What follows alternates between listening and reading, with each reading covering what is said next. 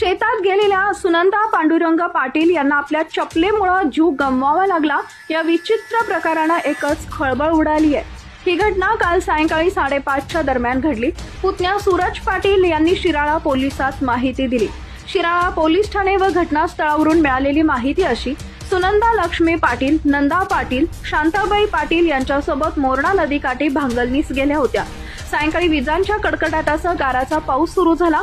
सुनंदा घरी निघाल्या। सुनंदा इतर महिलांसोबत शेतीपासून 15 ते 20 फूट आल्या। घाईत निघताना चप्पल राहिल्याचं लक्षात आलं। त्या आणण्यासाठी परत गेल्या। चप्पल हातात घेऊन परत फिरल्या असताना अंगावर वीज पडली। सुनंदा यांच्या अंगावर विजेचा लोळ कोसळल्यानं महिलांचा भीतीनं थरकाप उडाला।